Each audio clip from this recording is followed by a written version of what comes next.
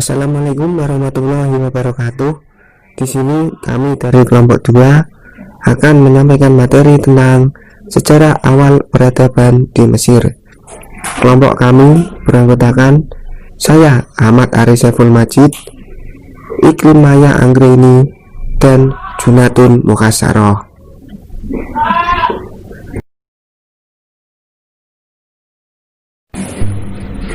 Dalam materi sejarah peradaban awal di Mesir kali ini, kami membahas 3 rumusan masalah, yakni bagaimanakah sejarah awal peradaban di Mesir, bagaimanakah pencapaian-pencapaian yang diraih dari peradaban Mesir, apa saja peninggalan-peninggalan dari peradaban di Mesir.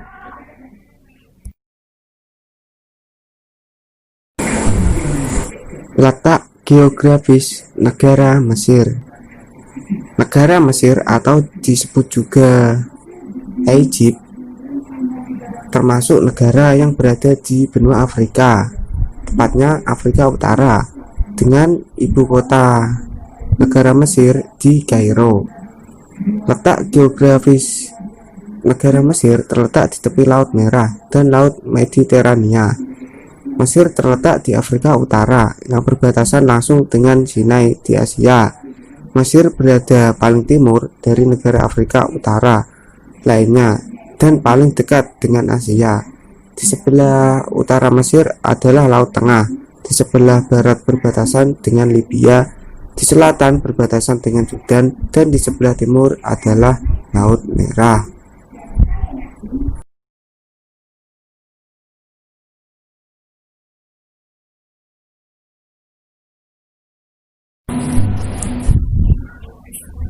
Peradaban lembah Sungai Nil. Jika kita membicarakan sejarah awal peradaban di Mesir, pasti kita tidak akan bisa menghilangkan yang namanya Sungai Nil.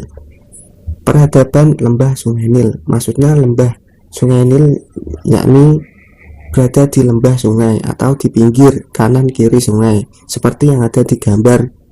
Di pinggir kiri, pinggir kanan sungai terdapat peradaban. Mungkin tanpa adanya Sungai Nil, di sana belum tentu ada peradaban karena yang terlihat cuma pasir semua. Karena adanya Sungai Nil dan menjadi sumber kehidupan sehari-hari, nah karena itulah di situ terdapat peradaban hingga muncul kerajaan kuno di Mesir.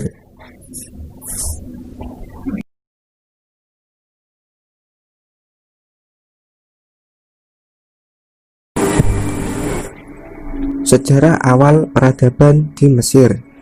Sejarah awal peradaban di Mesir itu dimulai pada masa kerajaan yang dibagi menjadi 3 periode.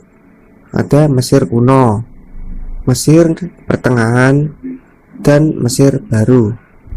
Dan yang memimpin kerajaan Mesir tersebut dinamai dengan Fir'aun. Jadi maksudnya Fir'aun ini bukan nama raja, tapi gelar untuk raja. Karena setiap raja ya panggilannya Fir'aun itu. Pada materi kali ini kami tidak memperdalam tentang kerajaan-kerajaan. Nah, tapi yang kami perdalam adalah tentang pencapaian-pencapaian yang diraih pada masa awal peradaban Mesir tersebut. Materi yang selanjutnya akan disampaikan oleh Mbak Iklim. Padanya saya persilakan. Baik, saya akan menyampaikan tentang pencapaian-pencapaian yang diraih dari peradaban Mesir, yaitu ada 5. Yang pertama, ilmu dan teknologi. Yang kedua, sistem agama dan kepercayaan bangsa Mesir kuno. Yang ketiga, budaya. Yang keempat, politik. Dan yang terakhir yaitu pertanian.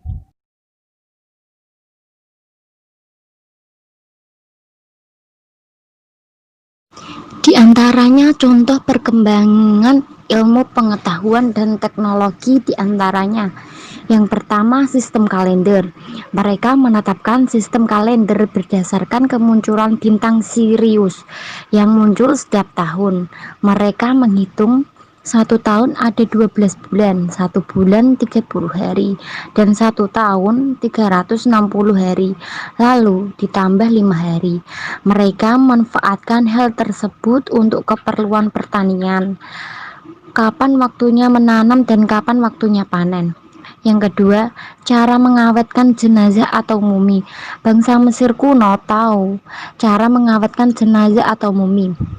Cara pengawetannya yakni dengan diberi jamu atau ramuan kepada jenazah. Mereka mengawetkan jenazah dengan alasan bahwa roh orang meninggal akan masih hidup jika jasadnya masih utuh. Yang ketiga, membuat piramida. Piramida ini digunakan sebagai tempat peletakan mumi. Piramida terbuat dari batu dalam pasti menggunakan ilmu matematika karena berbentuk 5 segitiga dan memiliki ruang.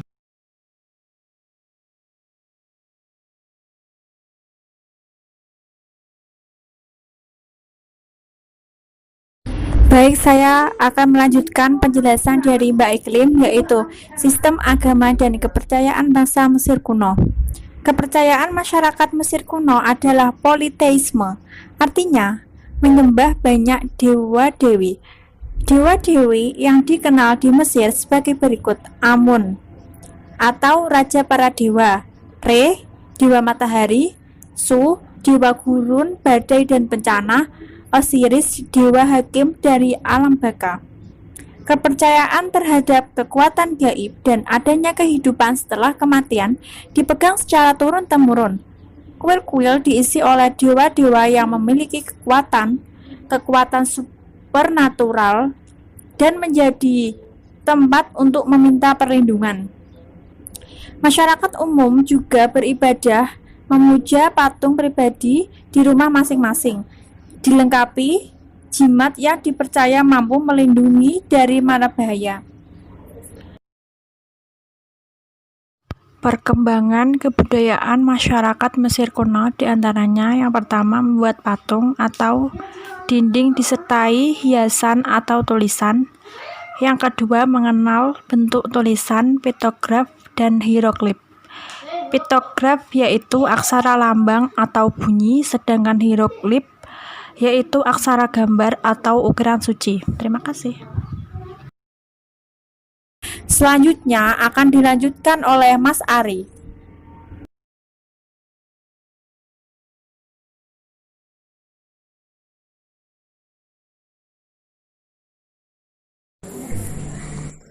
Mesir merupakan sebuah kerajaan yang diperintah oleh raja yang bergelar Fir'aun. Jadi perlu diingat lagi, Fir'aun ini bukan nama raja, tapi gelar untuk raja di Mesir. Ia berkuasa secara mutlak, dan Fir'aun dianggap sebagai dewa, dipercaya sebagai putra dewa Osiris. Selain dia dianggap sebagai raja, dia juga dianggap sebagai dewa, dan seluruh kekuasaan berada di tangannya, baik sipil, militer, maupun agama. Untuk menjalankan pemerintahannya, Fir'aun mengangkat para pejabat yang pada umumnya berasal dari golongan bangsawan. Ada pejabat gubernur yang memerintah provinsi, panglima ketentaraan, hakim di pengadilan, dan pendeta untuk melaksanakan upacara keagamaan. Salah satu jabatan penting adalah wazir atau perdana menteri yang pada umumnya dijabat oleh putra mahkota raja. Selanjutnya, sistem pertanian di Mesir kuno. Sistem pertanian di Mesir kuno, mereka memanfaatkan sungai yang ada di sana, yakni Sungai Nil, yang airnya tidak akan ada habisnya. Selain itu, mereka juga tahu kapan datangnya musim hujan dan kapan datangnya musim kemarau. Dan biasanya pertanian di Mesir berisi tanaman seperti gandum, berlai, sayuran, buah ara, melon, buah delima, dan anggur. Mereka juga menanam rami yang dibuat menjadi kain. Selain itu juga ada tanaman biji-bijian yang dibuat orang Mesir kuno menggunakan gandum untuk membuat roti, bubur, dan bir.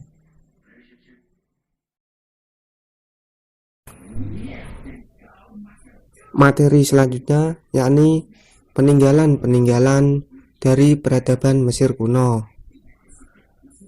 Peninggalan-peninggalan Mesir kuno yang masih ada sampai sekarang diantaranya adalah tulisan hieroglif, piramida Mesir, makam Tutankhamun, mumi, batu Rosetta, patung, dan jeping. Kami akan mengulasnya satu persatu dari peninggalan-peninggalan tersebut. Yang pertama yakni tulisan hieroglif atau hieroglif. Tulisan hieroglif ini seperti aksara lambang menggunakan lambang-lambang hewan seperti burung, ular, dan lain-lain. Dan orang Mesir kuno menggunakan tulisan ini untuk kehidupan sehari-hari.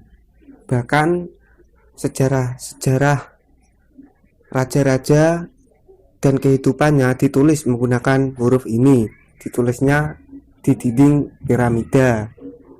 Artinya apa? Jika tidak ada tulisan hieroglif ini, mungkin sejarah Mesir belum diketahui, karena sejarah Mesir sendiri ditulisnya menggunakan huruf hieroglif ini, ditulis di dinding-dinding piramida.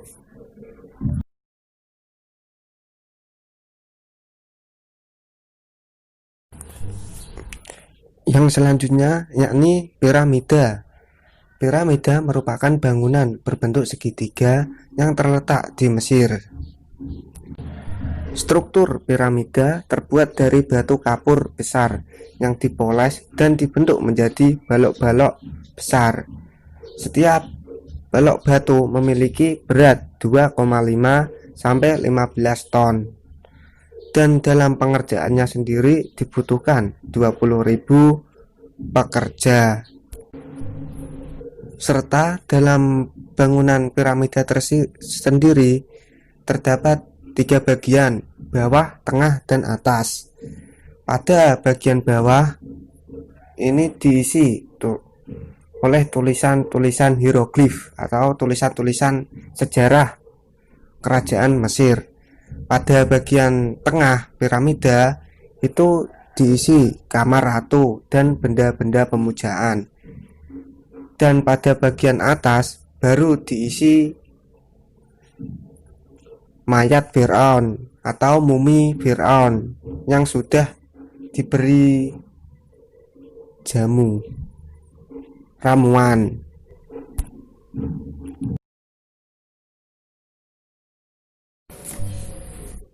Makam Tutankhamun atau lebih dikenal dengan Ramses II. Beliau adalah salah satu raja terbesar di Mesir kuno. Beliau terkenal karena menghapuskan cara pemujaan dewa-dewa Mesir kuno yang banyak dan mengubahnya untuk menyembah satu dewa saja, yakni dewa yang disembah yaitu Dewa Ra atau Dewa Matahari. Cukup.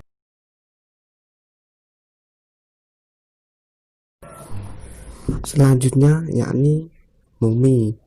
Mumi adalah mayat yang diawetkan. Bangsa Mesir kuno percaya jika tubuh mayat itu masih utuh, maka rohnya juga masih utuh. Maka dari itu bangsa Mesir kuno menciptakan pengawet mayat yang disebut mumi. Dan pembuatan mumi sendiri, semua organ dalam tubuh dikeluarkan kecuali jantung. Dan bagian luar tubuh itu dilapisi oleh kain hingga menyelimuti seluruh tubuh mumi tersebut.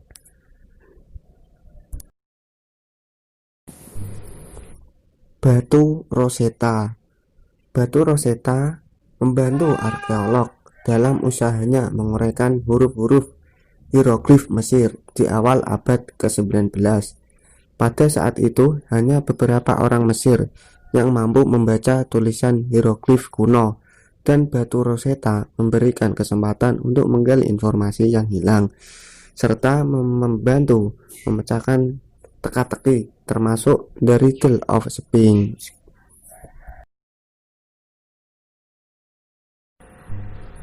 Patung atau karya seni. Seni dilihat sebagai suatu bentuk kerajinan yang indah dan bernilai tinggi oleh para Firaun. Raja Firaun terbiasa menempatkan berbagai jenis karya seni mereka di salah satu kamar atau ruang di pemakamannya. Beberapa karya seni yang paling terkenal adalah patung dadi tanah liat, batu mulia dan emas. Bahan karya seni yang tersimpan merupakan potret dari Raja Firaun dan Ratu Mesir.